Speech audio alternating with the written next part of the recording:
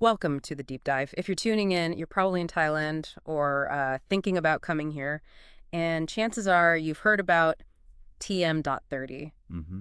For anyone new to this, the learner perhaps navigating these kinds of rules in a different country can feel, well, pretty It overwhelming. really can. Yeah. So our mission today, let's try and, break TM.30 down. Exactly. We want to make it clear. What is it really? Who's supposed to handle it? And maybe most importantly, why do so many foreigners like you end up needing to deal with it themselves? Right. We've pulled info from the Thai Immigration Bureau itself, got insights from Remax Thailand, checked thaiembassy.com, even looked at Integrity Legal Thailand's YouTube content and some FAQs. So a good mix. Okay, solid sources. Let's dive right in then. TM.30. What's the bottom line here? What is Okay, so TM30, if you see the form, it's Drainer More, Somsip. That's the one. Think of it basically as an official heads up to the Thai government. The full official name is quite a mouthful.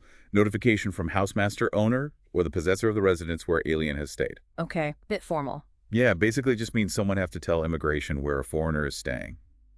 And it's mandatory. It falls under Section 38 of the Immigration Act, which, believe it or not, goes way back to 1979. Wow, 1979. So it's not some brand new thing then. Not at all. The law itself has been on the books for decades.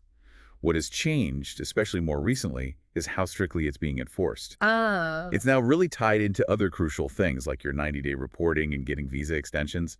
It seems the government just wants a clearer picture of where all foreign nationals are located at any given time. makes sense. Keeping track. I remember filling out those little TM.6 arrival cards. They used to do this job. Sort of, yeah. They played a part, especially for your initial arrival location. But Thailand's moving more towards digital systems, so the physical TM.6 card is less of a focus, making TM.30 much more critical now for tracking where you are after you've arrived. Got it. Okay, so we know what it is, why it matters. Now, the million-dollar question, whose job is it actually to file this thing? Right.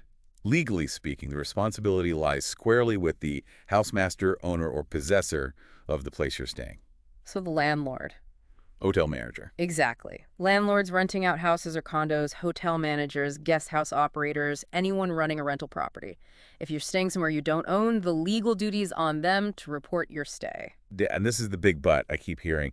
Why do so many foreigners end up having to sort it out themselves? It seems confusing. That's the crux of the issue for many people. While the law points to the owner, reality on the ground can be, well, messy. How so? Well, first, that term housemaster can be a bit, nebulous, especially in longer rental agreements. There's even a legal argument that the long-term renter becomes the possessor and may be responsible. Interesting. But honestly, the more common reason is simpler. Many property owners, particularly individuals renting out just one condo or maybe dealing with short-term lets, they might not know about it, or they might not fully understand the process, or maybe just don't make it a priority. Okay. And what happens to me, the foreigner, if my landlord doesn't report it? What are the consequences?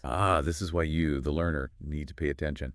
Even though it's technically the owner's fault, you are often the one facing the problems when you interact with immigration, Like when? like when you go for your 90-day report Oh, or apply for a visa extension. They'll often ask to see proof the TM.30 was filed for your current address, that receipt. seriously? Yes, and it can pop up elsewhere too. Need a certificate of residency to open a bank account or buy a scooter? You might need the TM.30 receipt for that too. Wow. Okay. It really connects to a lot of things then. It really does. We've even heard of people needing it when dealing with insurance companies after, say, a hospital visit. Unexpected places. So if it's not filed, Right. what fines, delays? Both are possible. You might face delays in getting your visa extension processed or other services. And yes, sometimes foreigners report being asked to pay a fine, even though the failure was on the landlord's side. It just creates hassle, which is why being proactive pays off. Okay. Okay. Proactive sounds good. So if I want to make sure this gets done, or maybe even do it myself if needed, how? What are the steps? Simplify it for us. Sure. There are basically three main ways to get the TM.30 filed. First, the old school way, in person. Right. Go to immigration. Exactly. Either you or, ideally, the property owner goes to the local immigration office. In Bangkok, that's Immigration Division 1 at the government complex. Elsewhere, it's the main provincial immigration office for your area. Straightforward enough. What's option two? Option 2 is registered mail. For this, you need to package things up. You'll need the completed TM.30 form, of course. Then, copies of documents. Which document? For you, the foreigner.passport photo page. your current visa page, and your TM30 arrival card. Info the number if you don't have the physical card. Hmm. For the owner, their Thai ID card or passport copy, a copy of the property title deed, the shenote, and if it's a rental, a copy of the lease agreement. Okay, quite a few bits of paper. Yes. And crucially, include a self-addressed stamped envelope so they can mail the receipt back to the owner. Got it. Mail. And the third way, I'm guessing online. You guessed it. The third, and often most convenient, is online. You can use the Immigration Bureau's main website, immigration.go.to. There's also a mobile app called Section 38, though that's often just for the initial account set up by the owner. The actual reporting usually happens via the website. So the owner needs to register first online. Correct. The property owner needs to create an account and register their property details before they can submit TM30 notifications online for tenants or guests. Is the info needed online the same as for mail? Pretty much, yes. You'll need all the same details about the foreigner passport, visa, arrival date, and about the owner and the property. The online system just guides you through filling in the fields. Okay. Now, you mentioned enforcement. Timing must be important. Is there a deadline? Absolutely critical. It's a 24-hour window. 24 hours for... From the moment the foreigner arrives at that residence. Or, if you move from one place in Thailand to another, 24 hours from arriving at the new place. Wow, that's quick. No room for error there. Not much, no. And that receipt you mentioned, the proof it's filed, what do I do with that once I have it? Guard it carefully. Whether it's the little stamped slip from the bottom of the paper form or the printout from the online system, keep it safe. Carry it around. Good idea to carry a copy, yes. Keep the original somewhere secure, like with your passport. If you lose the original, getting a replacement involves filing a police report first, which is extra hassle you don't need. Right. Definitely want to avoid that. Okay. What about travel? If I live in a condo, leave Thailand for a week, and come back to the same condo, do I need another TM30? Yes. This confuses a lot of people.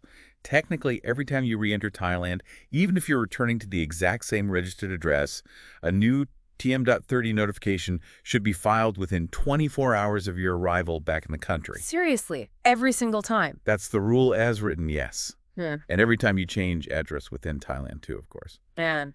Okay. This really highlights how important it is to understand this stuff. You mentioned Remax Thailand earlier. How do they help folks navigate this? Well, companies like Remax Thailand, who deal with foreigners buying and renting property all the time, they understand these aren't just property transactions, right? Settling in involves navigating these rules, too. So they give advice? They often do. Their agents usually try to provide clear info about TM30 early on, whether you're looking to rent or buy. If you're renting, a good agent can help liaise with the landlord, make sure they understand their duty, and get the info they need from you. That sounds incredibly helpful, especially for someone new. It can be a huge help. And if you buy a property through them, they can explain your responsibilities as the new owner, filing for yourself initially, and then for any foreign friends or family who might come stay with you later. Ah, right, because then you become the housemaster. Exactly. They might also point you to the official immigration website links or even suggest visa agents if you need more complex help. They act as a useful resource. So if you're feeling a bit lost with it all, talking to a Remax Thailand agent could be a good practical step. Definitely worth considering. Agencies used to dealing with international clients often have this kind of practical knowledge that smooths the process. Makes sense. And if listeners want to read the official stuff themselves, or check Remax out. For the absolute latest official procedures, the Thai Immigration Bureau website is the place. immigration.go.tf. And yes, for info on Remax Thailand services and how they might assist with property and understanding these local bits and pieces, check out their website too. Great. Okay, let's try and wrap this up. Key takeaways for the learner listening right now. What should they absolutely remember about TM30? Okay, number 1, TM30 is that mandatory address report for foreigners. Number 2, legally, it's the property owner's job. But Number 3, practically you, the foreigner, often need to make sure it's done to avoid headaches with immigration for 90-day reports, visa extensions, bank accounts, etc. right, and the methods.